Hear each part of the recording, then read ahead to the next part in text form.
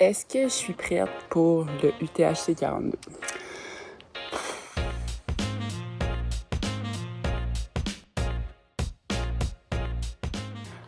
Définitivement une question que je reçois souvent. Puis là, je viens de terminer 3h30 de course avec environ 1000 mètres de dénivelé, autour de 20 km. Puis je pense que la réponse à la question, c'est que oui. En fait, je suis le plus prête que j'aurais pu être selon les conditions. Fait qu'il y a environ 8 mois, j'ai sorti un humain de mon corps. Donc, j'ai eu un accouchement vaginal.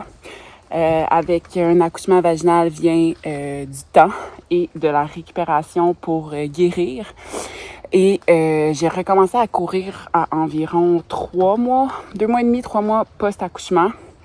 Fait que de mon accouchement jusqu'à temps que je puisse recommencer à courir, il y a eu énormément de temps, de travail, d'exercices intelligemment qui ont été faits pour finalement être capable de recommencer à courir. Donc, ça fait environ 5 mois que je peux courir, puis là, recommencer à courir. J'ai recommencé avec des intervalles, 1 minute de course, 1 minute de marche. Après ça, des 2 minutes de course, 2 minutes de marche. Ça a été lent. Je pense que ce qu'il faut comprendre, c'est qu'un accouchement, récupérer d'un accouchement, c'est comme récupérer de n'importe quelle autre blessure. Ça prend du temps.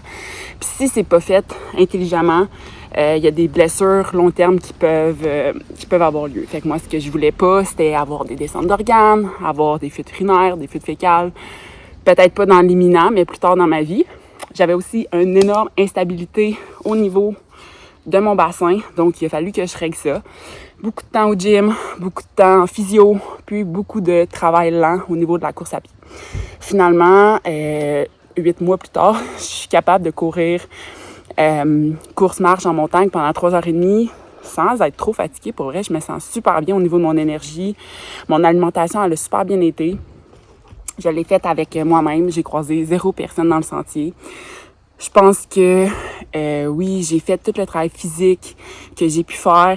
Fait que là, je vais juste jumeler ça avec ma résilience mentale, puis qu'est-ce que je suis capable de faire. Aussi, dans les derniers mois, j'ai fait énormément de randonnées avec ma fille sur mon dos, sans ma fille. Fait que j'ai accumulé beaucoup de dénivelé en montagne. Je sais que je suis capable de passer plusieurs heures sur mes pieds en montagne. Donc, j'ai la confiance en moi et en mes capacités que je vais être capable de faire le UTHC 42. En plus, avec l'engouement de l'événement, savoir que mon chum, ma fille vont m'attendre à la ligne d'arrivée, honnêtement, ça peut pas être le meilleur scénario. Puis, peu importe le résultat, je sais que je peux être fière de tout le chemin que j'ai parcouru. Toutes ces heures d'entraînement-là sont pas perdues. Ça a fait de moi une personne plus résiliente. Ça m'a vraiment aidé au niveau de ma stabilité mentale en tant que nouvelle mère, d'avoir un peu un échappatoire avec l'entraînement, avec la course à pied, de me sentir encore femme, que j'étais pas juste une mère. Donc, peu importe, tout le parcours des 5-8 derniers mois, je peux vraiment être fière.